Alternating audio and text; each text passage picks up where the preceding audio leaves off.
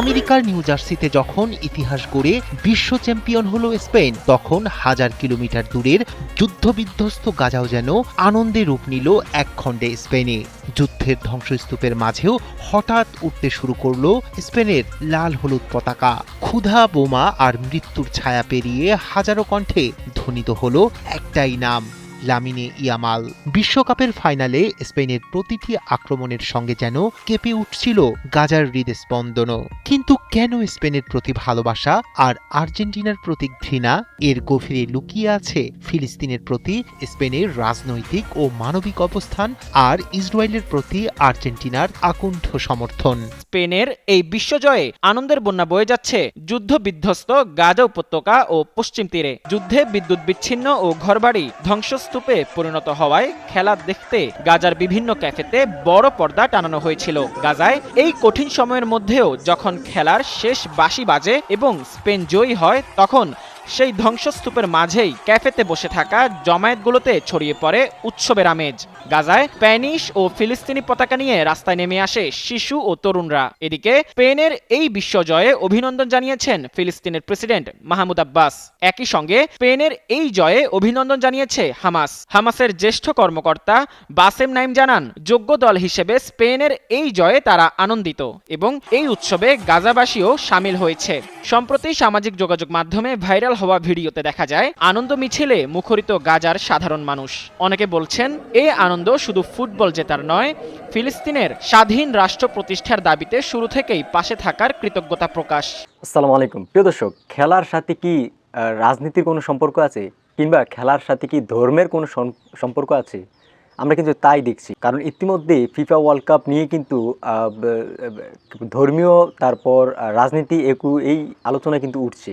তো ইতিমধ্যে আমরা দেখেছি লামিনে ইয়ামাল, তারপর স্পেন কিভাবে ফিলিস্তিনের পক্ষ, তারপর আর্জেন্টিনা কিভাবে ইসরায়েলের পক্ষ, এই আলোচনা আমরা কিন্তু ইতিমধ্যে শুনছিলাম এবং বিস্তারিত আলোচনা, গুরুত্বপূর্ণ আলোচনা কিন্তু সামিল রয়েছে। সেই আলোচনায় ফিরে যাব। তার আগে বলে নিচ্ছি, আপনারা যারা এই ভিডিওটি দেখছেন, ভিডিওটিতে একটি লাইক করে দিন এবং এইরকম ভিডিওতে আমাদের চ্যানেলটি অবশ্যই সাবস্ক্রাইব করে রাখুন। তো চলুন কথা না বাড়িয়ে মূল ভিডিওটি দেখে আসি। খেলার সঙ্গে রাজনীতি মেশানো উচিত নয়, এমন কথা প্রায় শোনা যায়। কিন্তু যখন কোনো রাষ্ট্রনেতা, বিশেষ করে আন্তর্জাতিকভাবে স্বীকৃত গণহত্যাকারী, প্রকাশ্যে কোনো দলের পক্ষে অবস্থান নেন, তখন সেই খেলা আর শুধু খেলার মধ্যে সীমাবদ্ধ থাকে না। 2026 বিশ্বকাপের ফাইনালেও ঘটেছে ঠিক একই ঘটনা। সম্প্রতি মধ্যপ্রাচ্যের বিস্ফোরা খ্যাত ইসরায়েলের প্রধানমন্ত্রী বেনিয়ামিন নেতানিয়াহু ফাইনালের আগে সামাজিক যোগাযোগ মাধ্যমে প্রকাশ্যে আর্জেন্টিনাকে সমর্থন জানিয়ে প্রকাশ করেন একটি ভিডিও। এরপর থেকেই বিশ্বজুড়ে ফিলিস্তিনপন্থীদের বড় একটি অংশ অবস্থান নেওয়া শুরু করে স্পেনের পক্ষে। অনেকের কাছে স্পেনের জয় শুধু একটি ফুটবল ম্যাচের জয় নয়, বরং নেতানিয়াহুর প্রতীকী পরাজয়। 19 জুলাই রাতে গাজার নুসেইরাত শরণার্থী শিবিরের ক্যাফেগুলোতে বিশ্বকাপ ফাইনাল দেখতে জড়ো হন শত শত ফিলিস্তিনি। 1-0 গোলে আর্জেন্টিনার বিপক্ষে স্পেনের জয়ে আনন্দ উল্লাসে ফেটে পড়েন তারা। তাদেরই একজন নুমান আবদুল্লাহ বলেন, আমরা স্পেনকে সমর্থন করতে একত্রিত হয়েছি, কারণ দেশটি বছরের পর বছর ধরে ফিলিস্তিনি জনগণের পাশে দাঁড়িয়েছে। শুধু গাজাতেই নয়, স্পেনের উদযাপনেও দেখা গেছে ভিন্ন এক দৃশ্য। বিশ্বকাপ জয়ের উৎসবে ফিলিস্তিনের পতাকা উড়েছে এবং ফ্রি প্যালেস্টাইন স্লোগান দিয়েছে হাজারো সমর্থক। স্পেনের প্রতি ফিলিস্তিনিদের এই আবেগের পেছনে রয়েছে দেশটির রাজনৈতিক অবস্থানও। গাজা ইসরায়েলের সামরিক অভিযানের সমালোচনা করেছে এবং ফিলিস্তিন রাষ্ট্রকে স্বীকৃতি দিয়েছে স্পেন সরকার। পাশাপাশি স্পেনের তরুণ ফুটবল তারকা লামিনে ইয়ামাল গত মৌসুমে বার্সেলোনার শিরোপা উদযাপনের সময় উঁচিয়ে ধরেছিলেন ফিলিস্তিনের পতাকা। সেই ছবি ফিলিস্তিনিদের কাছে সংহতির প্রতীক হয়ে উঠেছে। গাজায় দেওয়াল জুড়ে জায়গা করে নিয়েছে লামিনে ইয়ামাল। অন্যদিকে আর্জেন্টিনার ফুটবলারদের সঙ্গে দেশটির বর্তমান রাজনৈতিক অবস্থানকে এক করে দেখার সুযোগ নেই। কোনো রাজনৈতিক অবস্থানের প্রতিনিধিত্ব করে না লিওনেল মেসি বা আর্জেন্টিনা দল। তবে দেশটির প্রেসিডেন্ট হাভিয়ার মিলে নিজেকে বিশ্বের সবচেয়ে জায়নবাদপন্থী প্রেসিডেন্ট বলে উল্লেখ করেছেন এবং ইসরায়েল ও যুক্তরাষ্ট্রের সঙ্গে নিয়েছেন ঘনিষ্ঠ অবস্থান। ফলে গাজা যুদ্ধের পর অনেকের কাছে আর্জেন্টিনা ও স্পেনের এই ফাইনাল শুধুই ফুটবলের লড়াই ছিল না। একটি বিশ্বকাপ শিরোপা গাজায় ইসরায়েলের নৃশংসতা থামাতে পারবে না। ক্ষুধার্ত শিশুকে খাবার দিতে পারবে না, কিংবা ধ্বংস হওয়া ঘরবাড়ি ফিরিয়ে আনতে না পারলেও এটি মানুষের আবেগকে ধারণ করে। অনেক ফিলিস্তিনি ও তাদের সমর্থকদের কাছে 2026 বিশ্বকাপে স্পেনের লাল জার্সি হয়ে উঠেছে সেই আবেগ, সংহতি ও সমর্থনের প্রতীক। লা লিগা শিরোপা নিশ্চিতের পর সাতখোলা বাসে উদযাপন করছিল এফসি বার্সেলোনা। সেই সময় নিজের হাতেই ফিলিস্তিনের পতাকা ওড়াতে দেখা যায় 18 বছর বয়সী তারকা ফুটবলার লামিন ইয়ামালকে। বার্সেলোনার রাজপথে প্রায় 7.5 লাখ সমর্থকের সামনে ঘটে এই ঘটনা। সামাজিক যোগাযোগ মাধ্যমে মুহূর্তেই ভাইরাল হয়ে যায় ইয়ামালের ছবি ও ভিডিও। তবে ইয়ামালের এই অবস্থান ভালোভাবে নেয়নি ইসরায়েল সরকার।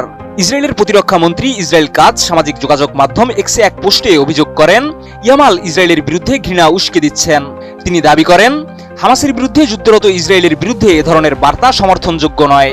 একই সঙ্গে এফসি বার্সেলোনাকে ইয়ামালের কর্মকাণ্ড থেকে নিজেদের দূরে রাখার আহ্বানও জানান তিনি। তবে লামিন ঠিক কিভাবে ঘৃণা ছড়িয়েছেন সে বিষয়ে নির্দিষ্ট কোনো ব্যাখ্যা দেননি কাজ।